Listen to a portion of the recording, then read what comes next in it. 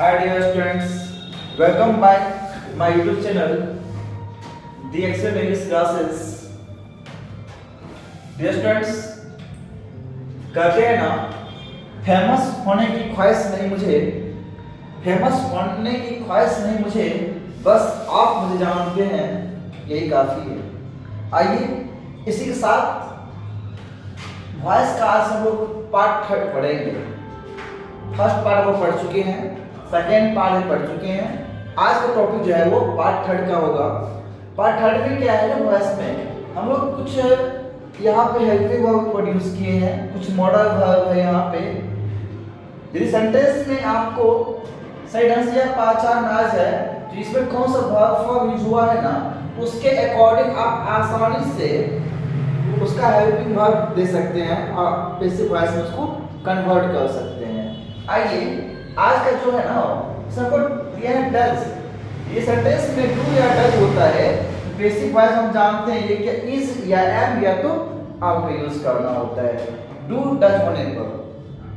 अब क्या do does हमें कैसे याद रहेगा, हम जानते हैं V1 V5 simple present tense होती है और वो जब नेगेटिव में जाती है या इंट्रोगेटिव फॉर्म में होती है, टर्म में होती है ना, तो हम जानते हैं वहां पे क्या होता है, आपको डू या डज होता है। तो डू या डज किसका है, हेल्पिंग वर्ब है, सिंपल प्रेजेंट टेंस का ही है जो कि नेगेटिव से स्टार्ट होता है। तो ध्यान देना है कि जब डू डज दिया हुआ हो उसमें इज एम आप देंगे और simple present tense V1 V5 होता है तो वहां पे इज एम आप देते ही हैं। इस तरीके से आप आसानी से ट्रिक को माइंड में सेट कर सकते हैं, ताकि दिक्कत कहीं से नहीं होगा। आइए डज यहाँ दिया हुआ, does he play football, sentence दिया हुआ है, सेंटेंस की इंट्रोगेटिव फॉर्म में दिया है, कोई दिक्कत नहीं है। बेसिक वर्ड जब पढ़ाएंगे तो हमें करना क्या होता है, जो ऑब्जेक्ट होता है उसके अकॉर्डिंग हम लोग सब्जेक्ट जगह पर देते हैं। इस sentence does he play football, object क्या है फुटबॉल, तो फुटबॉल यहाँ पर देंगे। हाँ, ये फुटबॉल देने से पहले एक बात हमेशा ध्यान रखना है, सेंटेंस ये इंट्रोगेटिव फॉर्म में है, आपको इंट्रोगेटिव फॉर्म में ही जवाब देना है बेसिक वॉइस में। तो फुटबॉल के साथ इज एम आर से क्या होगा, जो यहाँ डू डज दिया है हमें इज एम आर दे सकते हैं, अदर हेल्पिंग वर्ब इसमें यूज नहीं होगा। तो फुटबॉल एक खेल का नाम है, सिंगुलर फॉर्म में होगी, यहाँ देख क्या इज, उसका ऑब्जेक्ट क्या है यहाँ पे फुटबॉल, यहाँ पे फुटबॉल दे देंगे इज फुटबॉल।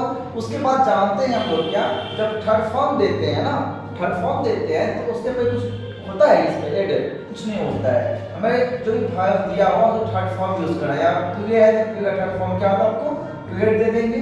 उसके बाद क्या होता है, विथ भी देने के बाद थर्ड फॉर्म देने के बाद बाय वर्ड यूज किया जाता है, तो यहाँ दिखा दिया है, यहाँ पे बाय देंगे।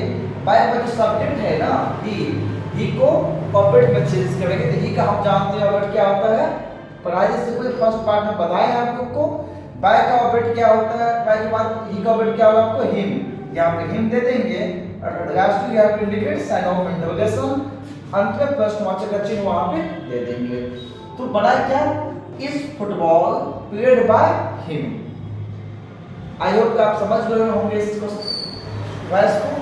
सेकंड है डू यू इन्फॉर्म हिम, क्या आप उसे सूचना देते हैं। सेंटेंस डू डज से दिया हुआ है, बेसिक वॉइस जब भी बनाएंगे इसका हेल्पिंग वर्ब क्या होगा, इज एम या तो आर।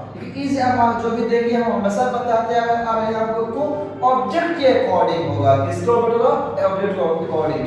हिम का शब्द क्या होगा ही के साथ इज एम आर में से क्या होता है इज, तो यहाँ पे क्या देंगे आपको इज, यहाँ देंगे इज, उसे हिम का आगे आप ऑब्जेक्ट बनाएंगे, सब्जेक्ट बनाएंगे, यहाँ पे ही आ जाएगा। हिम यहाँ ऑब्जेक्ट फॉर्म में, सब्जेक्ट बनाया यहाँ पे ही दिए। उसके बाद क्या है, थर्ड फॉर्म देना है, जो वर्ब है यहाँ पे इन्फॉर्म सूचना देना, इसका थर्ड फॉर्म देंगे तो क्या इन्फॉर्म्ड हो जाएगी यहाँ पे इन्फॉर्म। उसका भी जस्ट बाद में बाय वर्ड यूज करते हैं, यहाँ पे बाय के बाद क्या जो सब्जेक्ट है बनता है ऑब्जेक्ट यू का अर्थ होता है यू का ऑब्जेक्ट भी यू ही होता है, यहाँ पे यू दे देंगे और इस टाइप का बेसिक वॉइस में चेंज हो गया।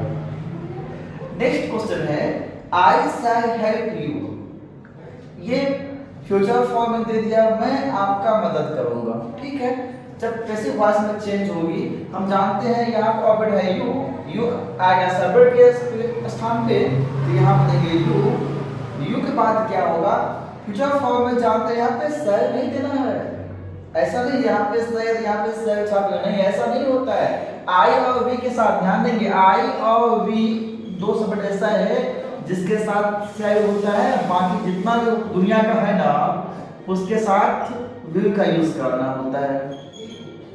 तो बाकी में आएगा यू, तो यू के साथ यहाँ पे क्या देंगे, इसके हिसाब से सेट करना है हमें, यहाँ पे विल देना है। उसके बाद हम जानते हैं पैसिव वॉइस में क्या होता है, जब सर और विल दिया हुआ हो तो बी वर्ड यूज किया जाता है, जो कि हेल्पिंग वर्ब के बाद एक्स्ट्रा यहाँ यूज किया जाएगा।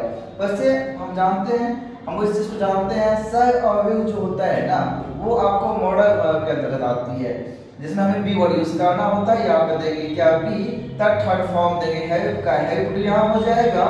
उसके जस्ट बाद बाय देंगे, बाय के बाद क्या सबड है यहाँ पे आई, जो ऑब्जेक्ट बनेगा वहां पे आई का ऑब्जेक्ट मी में चेंज कर दिए, इस ढंग से चेंज हो गया पैसिव वॉइस में। आइए क्वेश्चन नेक्स्ट है, Soni can speak English. My dear student, यहाँ पे जो है ना हेल्पिंग वर्ब नहीं है, यहाँ पे मॉडल वर्ब यूज हुआ है जो कैन है। और एक बात हमेशा याद रखेंगे आप लोग, कोई भी मॉडल वर्ब के बाद इंग्लिश दुनिया में हमेशा वर्ब का फर्स्ट फॉर्म यूज किया जाता है, कभी भी V2, V3, V4, V5 नहीं हो सकता है।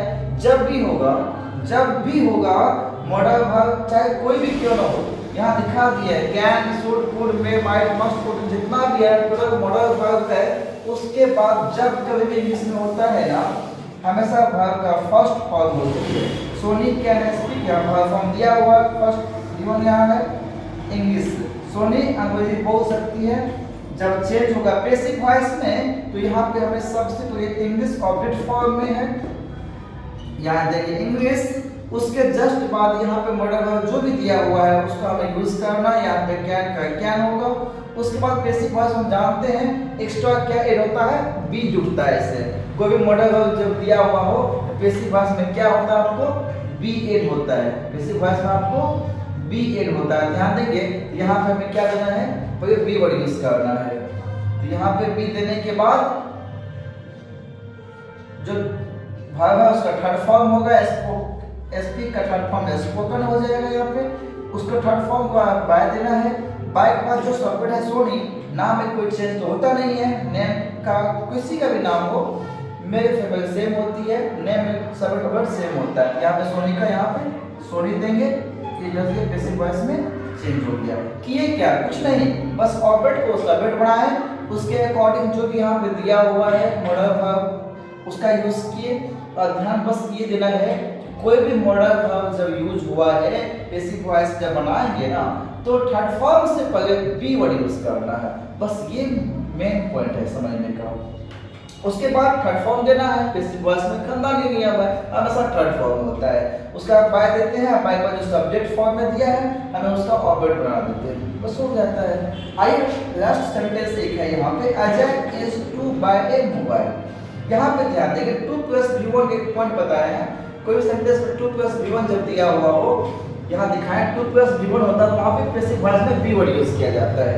यहाँ 2 + V1 दिया हुआ है, 2 + V1 कोई सेंटेंस हो पैसिव वॉइस में जब चेंज होगी थर्ड फॉर्म देने से पहले बी देंगे तब थर्ड फॉर्म में चेंज होगा। Ajay is to buy a mobile, Ajay एक मोबाइल खरीदने वाला है, ठीक है। ऑब्जेक्ट क्या है, एक मोबाइल, खरीदने का काम किस पे हुआ है, मोबाइल पे। तो मोबाइल यहाँ पे क्या है, ऑब्जेक्ट, यहाँ बनाएंगे ऑब्जेक्ट को बनाएंगे, सब्जेक्ट जगह पर देंगे ए मोबाइल। इसे सब हम जानते हैं इज एम से क्या होगा, प्रेजेंट फॉर्म में है, एक मोबाइल इसे होगा, यहाँ इज देंगे, टू का जहाँ है टू का स्थान जो है वहीं पे होगा।